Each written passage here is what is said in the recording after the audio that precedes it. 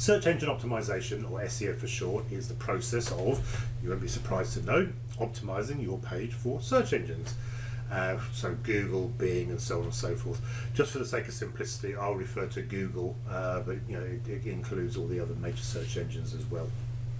So in the book, if you've got the copy of the book, if you've got the get the pack on the menu there, we talk about a lot of the theory about what keywords and phrases to use. The short version, just for this boot camp, because this is more taking action, is to pick something specific. In the book we talk about long tail strategy and semantics and so on and so forth, about how you can pick the best one and how you can research what keywords are being used by other people. But this boot camp is all about cut to the chase, getting on with it and giving you what you need to get cracking, which is what we're going to do now. So I'm going to go through a series of key tips that you can bear in mind for all pages on T4s and make sure that they are as optimized as possible, with the target obviously to get to #1 on your Google results, or the very least on the first page, ideally above your competitors. Okay, so let's do that. I'll put my specs on because I'm going to read this out and we'll go through the steps one at a time. So without wishing to duplicate the entire day we spent on copywriting, just to stress that Google can read pretty damn well these days. So Google will read a page and it can work out whether it's a good page or a trying to bend the rules page or just a crap page. So write good quality valuable content, the sort of content that if you were reading a page you would hope to see, because Google these days has quite a lot of information from out there on the internet, and it can work out a good page and a valuable page. So the better your copy is, the more specific it is, the more relevant it is, the more targeted it is, the better Google will like it. If it's a general wishy-washy waffle page, then Google will know it's a general wishy-washy waffle page. The theme throughout this bootcamp, I'm sure you picked up by now, is focus, focus, focus. Your key target, their problem, your solution, the key benefits, what to do next. That's what your page does. So each page should be talking to a specific audience, and if you've got multiple landing pages for multiple audiences, you're doing it the right way. It's another reason why websites suffer, because they have a generic homepage for anybody who comes along, whatever they're looking for, whoever they are, however they talk, whatever their problems are, whatever solution they're looking for. Very hard to grab and direct traffic, which is why websites are generally struggle with conversion. Landing pages specific to an audience with all those things I've just mentioned, you'd have one for each one, tied in from adverts, whatever it would be, giving specific value to that audience, and Google knows. So that's the point of #1, just make your page good and useful and valuable. Okay. #2, page title and description. On your Google results, you want people to look at it and want to click on it, take action. So you want the title and the description to be very action orientated, but also you want it to be relevant. So if you're selling widgets, say so. If you're selling services for business consultancy, say business consultancy. I would say you need to be far more specific than that, because business consultancy is like 10 a penny, millions of them around the world. Well, maybe not millions, but yeah, you get my point. So specific. Business consultancy, no. Business consultancy for what? For who? Why? Get it drilled down in your page title and description. In a second, just after we do #3, I'll show you where we do that in T4s if you haven't worked out by now. So #3 is the web address, which again is relevant. You could use welcome, but you could say widget to solve problem X. Because then Google again. When Google's ranking pages, it's got a long, very long list of things it's looking for. If someone tells you they know what that list is, they're either lying or they're in charge of the Google search engine research department. No one knows exactly what it is, but people in the industry have a pretty good damn idea, because they see what works, and through their experience they can advise on what things have worked for other people. So this checklist, everything you do, like a relevant web address, path or URL, is not going to go from 0 to 50% in the checklist. It's just going to be a little tick box, but they all add up, and that's the point. If you do all these things, they all add up. Okay, so that's page title, description, and web address. Let me show you what I mean. In the funnel, you can pick anyone here. The page that you're going to be sharing, that's the one you want to focus on. Pages in my bootcamp here which are locked, that search engines are never going to index, I'm not so bothered about, because that's an all-in internal service. So I wouldn't go through all of my 34 pages and do this. But the first one, which I'm sharing, I would want to click on page details there, put in a relevant page title, a page URL. This has been shared, so I'm not going to change it, but in hindsight, I've got t4s.site/bootcamp/ something. Welcome may be relevant to this, just because I tend to not use search engines as a primary source of traffic. It's more about sharing via social media.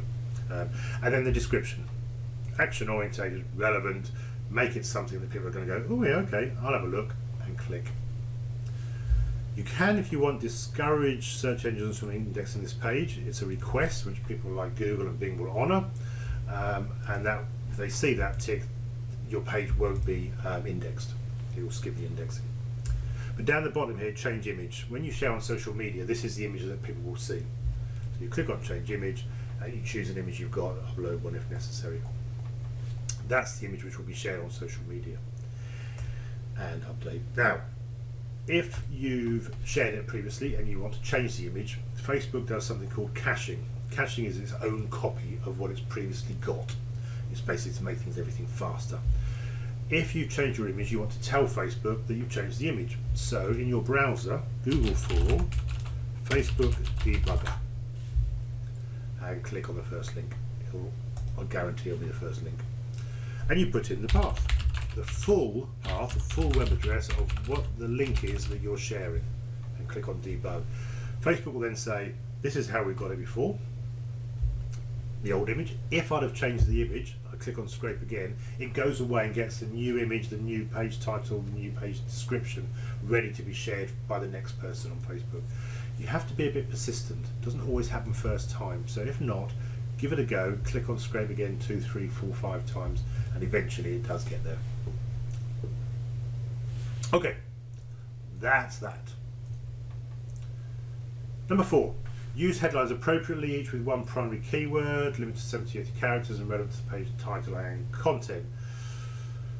Do this in tandem with your copywriting, where we talked about headlines. Good action, attention grabbing headlines that make them read the next sentence, remember.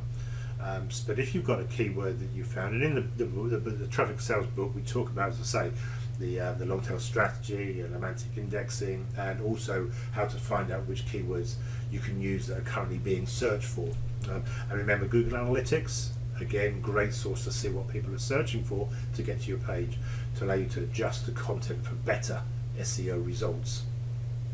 So Google Analytics, check those out there, and also check the chapter in the Traffic for Sales book to get the theory behind what we're talking about and how to get those keywords. So not massively long headlines, these are headlines. In T4s, however, you want to say this is a headline, because Google will see what's called a tag, an H1 tag for a primary headline, an H2 tag for a secondary headline. You don't need to know about that, but you do need to use your headlines when you're adding your text to your page. So how do we do that?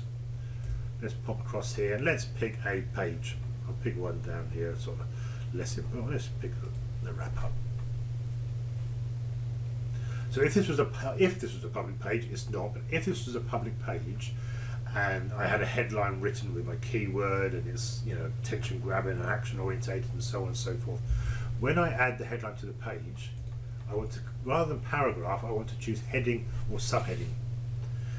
And in the background, in the code of the page, you'll put the H1 or H2 tag in it, which Google will spot and say, it's a headline. This is more important than the rest of the content on the page. Other than that, once you've chosen headline or heading, it comes in slightly bigger just to start with, so you know. But other than that, it's exactly the same thing. You're done. Have you got the T4s book? Yes. I'm making this up now, but then you just carry on exactly as before, because it's basically a text element. It looks exactly the same on the screen, but in the code of the page is tagged as a heading, and if it was a subheading, I'll do the same thing, just click on there, subheading, exactly the same thing. It's then just a text element in exactly the same way. Okay, let's just make sure I don't save that. So do use those headings and subheadings where appropriate in your copy if search engine optimization is important to you. Number 5, link internally to specific sections of your site and to external credible websites that offer additional value to your user. Google knows. Not quite so important, this one, if you're going through a funnel, because the last thing you want to do is include links to external websites that people might follow and then they're out of your funnel. Blech. Don't want that. Obviously, if you're linking to other pages in your funnel through buttons and so on, that's good. What Google wants to see is that you're basically acting like a good internet citizen, a web citizen, and linking to other pages. And if you're linking to external websites that are highly valuable, highly visited, well thought of in its own indexing, then you get a little tick box, and just another one of those little tick boxes, because you're linking to other valuable websites and your visitor will benefit. And Google's all about giving benefit to its users, to the people who are searching. So you get a little pat on the back by linking to other external ones. But be careful in funnels. Obviously, we don't want people sending away. That's more for traditional websites to give value rather than necessarily funnels, which is once you've got them, you want to keep pushing them through, obviously, and keeping them on your road, not somebody else's. Okay, so that's linking. Number 6, use alt text on all images that describe the image if not shown. Let me show you. So let's pick let's do the same page again.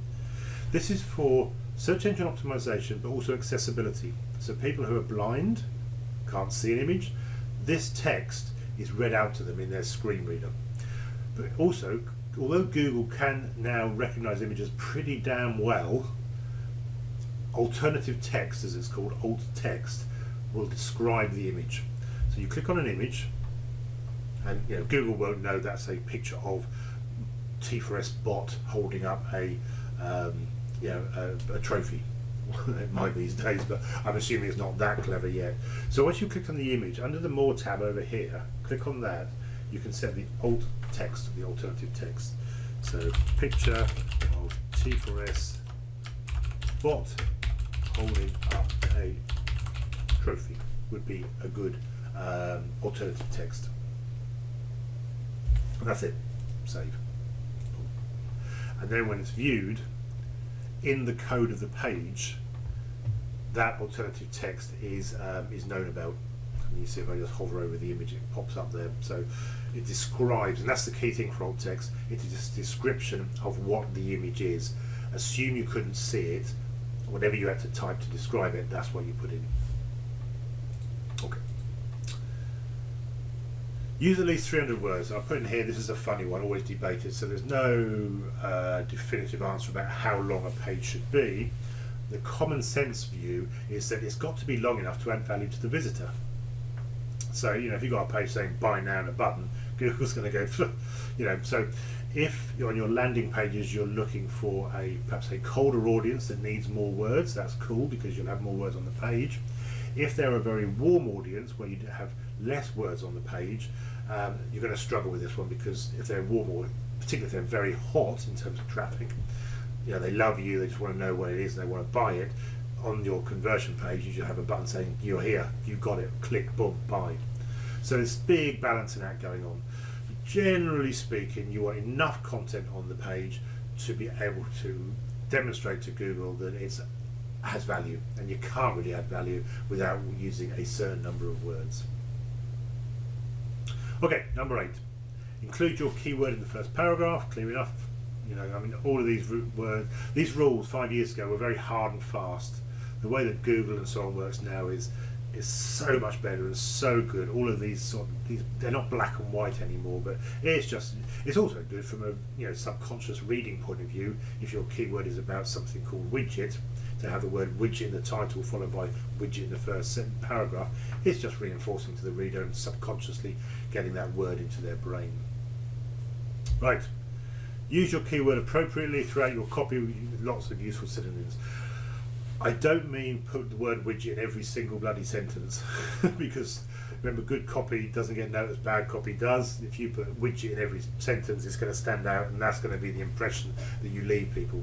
So use it within a common sense approach. Make sure that when you use it, it just makes sense in your copy. If it starts to feel a bit, You want a widget, I can give you a widget. The widget gives the following benefits. The solution is your widget. The widget. Yeah, no. Just get it in there often enough to remind the person reading that that's what you're talking about. Number 10, aim for a keyword density of about 0.5 to 2.5%. This is more, if you go this far, you're really going to the nth degree. You can take your copy, you can stick it in something like Word, you can look for the repetition and work out how many times it's used throughout. If you want to go that far, then pretty much around the 2% density is how often it should be arrived. I think that sometimes can be a bit high actually, and if it's a long page, one word in 50 being widget, it's about 2%. So again, use it to make sure it's enough to be sensible, so that Google will understand what you're talking about, can see that it's important, but don't overstuff it.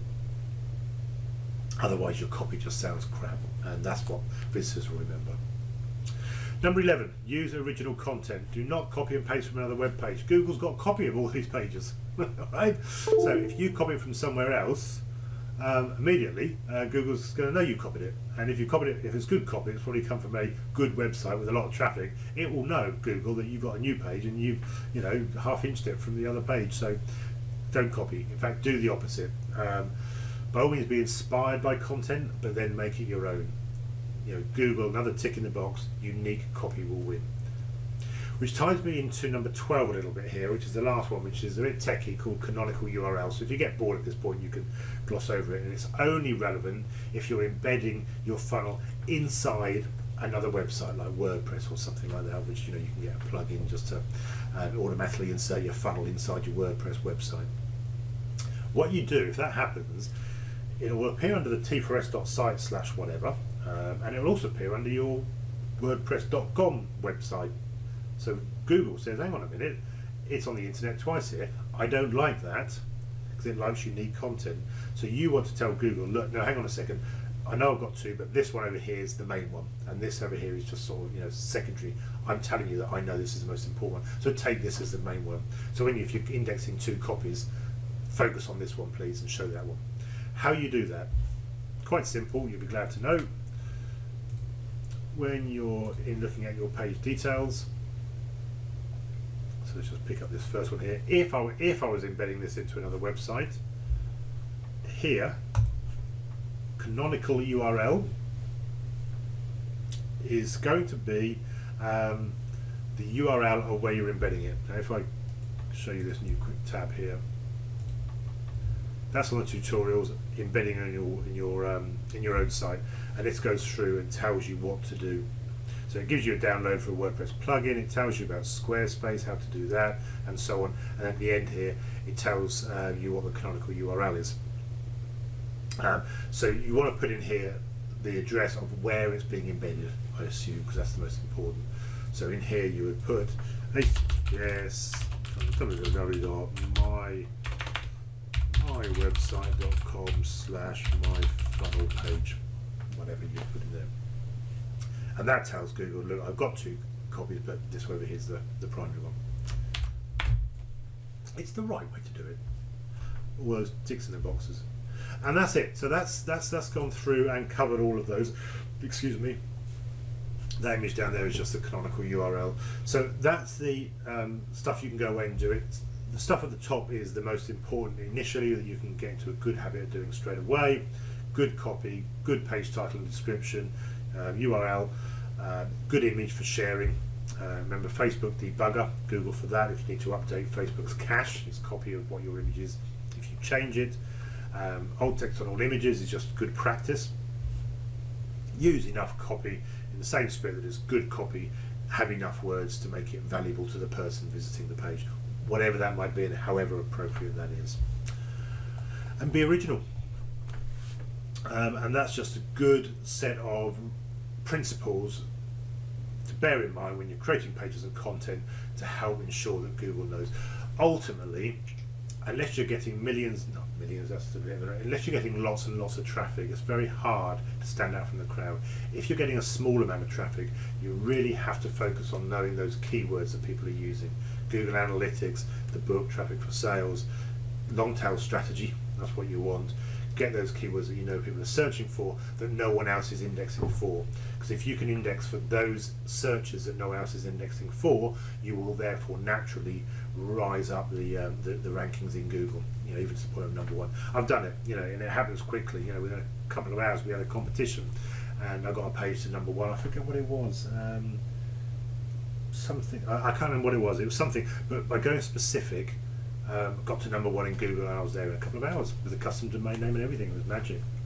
So it can be done. It can be done, but you have to go specific based upon the search key terms that people are using for specific searches. Don't go for the general term, because the big boys out there are going to win.